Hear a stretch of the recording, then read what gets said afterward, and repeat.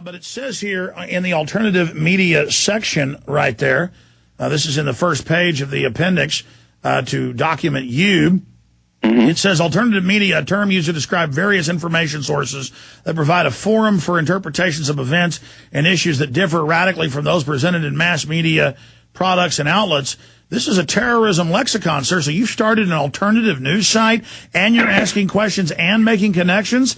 My God, no wonder you had to be assaulted, sir. This is Al-Qaeda. Well, that certainly is the impression that they're trying to get across to people. And I suspect that it isn't quite... people are disappointed when they meet me and they find out that I'm just sort of a regular guy.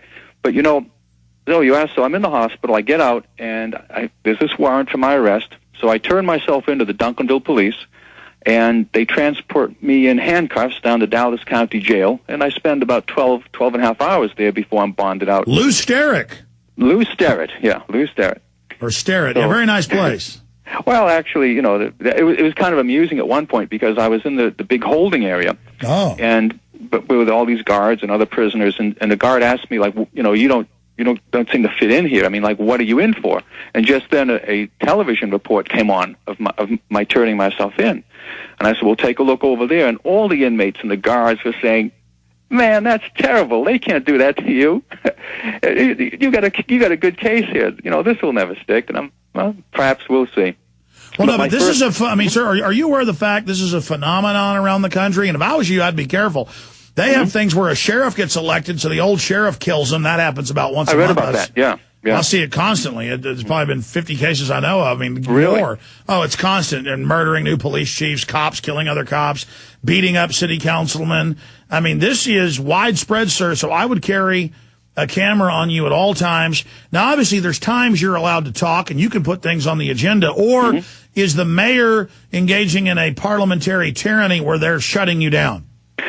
Good question. What they do when you ask them, see, they don't follow Robert's Rules of Order, which has very strict rules for who can speak and how they can speak and how meetings should be moderated. When you ask them why are they deviating from Robert's rules, they say, well, we operate under modified Robert's rules. And then when you ask them, well, what are the modifications? And they don't answer you.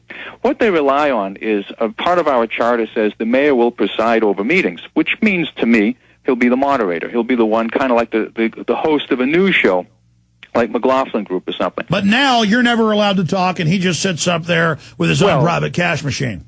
Actually, I mean, I'm allowed to talk, and I want to tell you that they've really backed off because what I think most people in this type of position, as the mayor and the most of the other members of the city council, there's one city council woman, a woman named Jeanette Jameson, who was tremendously offended by what is going on in Duncanville, and very upset with what they did to me. But the others basically act as a monolithic block in this, and they do not like publicity, and what they did not anticipate the reaction that their attack on me would engender, and all the letters and emails of support that I've received, and I know many letters and emails have gone into City Hall very critical of their actions. So they backed off a bit. We had a city council meeting last night. Hold on a second, Councilman. Sure. That's why the tyrants are such nuts. You finally stood up to them. You're constitutional. You're with the courts. You're with the polls. You're with the people. You're with the Republic against these evil red light cameras. They violate your rights. They set you up. They beat you up. They demonize you. And now the people see it for what it is. They don't like the red light cameras. You're going to be a hero. You're probably going to end up being the next mayor if they don't do something to you or call in a mechanic on you. Here's the thing, though. Again, we're dealing with a very low voter turnout. I mean, I'm up for re-election right now. The final day of voting is Saturday. I could easily lose. I don't know. We're not getting a huge turnout. Most people are still relatively unaware of what's happening. And more than that, they're relatively unaware of the impact of these events on their own lives. Sometimes people will say to vote in local elections. I'm only concerned with the national election. And I'm like, well, look at your city tax bill. Think about the quality of your police services, your fire of code enforcement. Are they harassing you or are they being supportive of you? These are the things that are all addressed at the local level, and most people still don't get that. And plus, I think you have a general trend of apathy in this country. I mean, it's hard for local politics to compete with American Idol and Dancing with the Stars. Yeah, well, folks are going to get empty bellies here pretty soon, so they'll care. Well, you know, it's when things happen that impact person's day-to-day experience that they can grasp concretely, that are not abstract, that really get people fired up. But so Councilman Ford, I mean, in Duncanville, Paul Ford, I'm just trying to understand. They now have got their tail between their legs. Well, no, I wouldn't go quite that far. I think that this last meeting we had last night, they backed off because I made a comment very similar to the one that I made last time. I broke from the regular topic, and I discussed it for about 30 seconds, just like I did the last time. Have they dropped the charges? No. Well, but I really don't want them to, see, because I believe understand. Stay there. The world appears to be on the brink of collapse. Experts say a pinch of heirloom vegetable seed could soon be the most valuable resource on Earth because it will provide healthy food now and every year after. Survivalistseeds.com now has the Heirloom Garden Seed Time Capsule, allowing you to store your seeds for the future anywhere, even underground, for 100 years. The Heirloom Garden Seed Time Capsule can withstand 3 tons of weight, is 100% rodent-proof, waterproof, and comes with a whopping 6,000 healthy vegetable seeds from 20 varieties that will grow anywhere in the USA. Unless you trust the government, the Heirloom Garden Seed Time Capsule and heirloom seeds from Survivalistseeds.com is your long-term food solution. Our competition charges 10 cents to $1.25 per seed for these same heirloom varieties. But you can now have a head of lettuce, a bundle of carrots, a basket of tomatoes, a giant watermelon, and 16 other varieties for about a penny a seed each. Be prepared. Buy your heirloom seeds today from Survivalistseeds.com and have food insurance for your family forever. Visit Survivalistseeds.com. Survivalistseeds.com is owned by Big John Lipscomb, host of the Don't Tread on Me radio show. And you can see him arrive. All right, Paul Ford's our guest. We'll be back tomorrow, of course, live, 11 a.m. to 3 p.m. Central Standard Time. A lot of important and informative guests coming up, and back Sundays, 4 to 6 p.m. with the abbreviated radio show.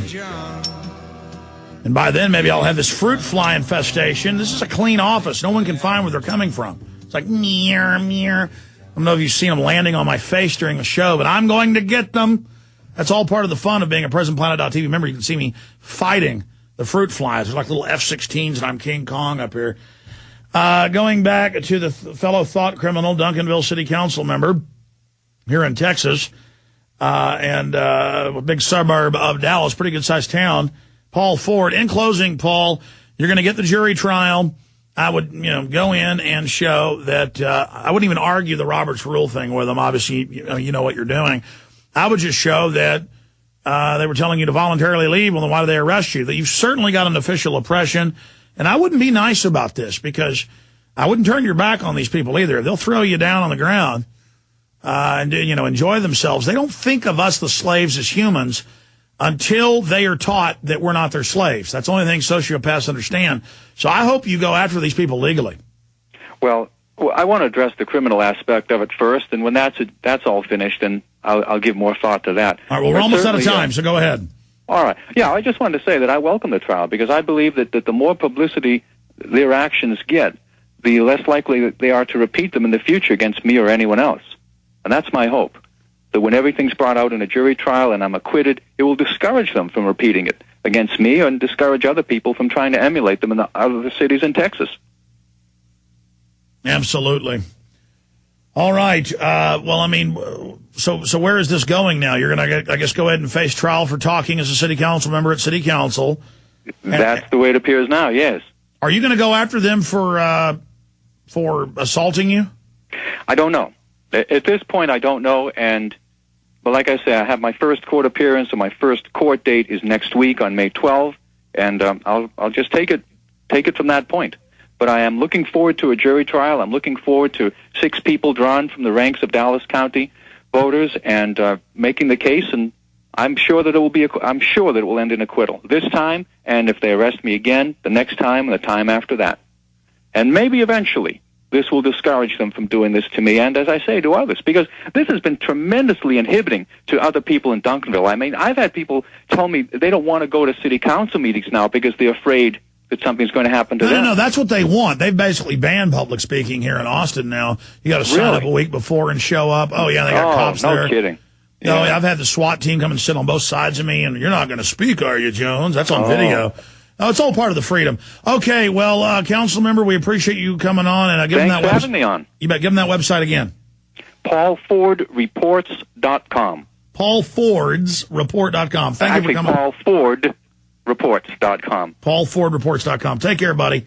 Good having you on with us. We appreciate you and your First Amendment and fighting those stinking red light cameras that are totally illegal. And they say, hey, we got the guns and you don't. And we're going to steal $14 trillion in 7 months. And we're going to put carbon taxes on you. And we're going to ban your free speech. Thank you for listening to GCN. Visit GCNlive.com today.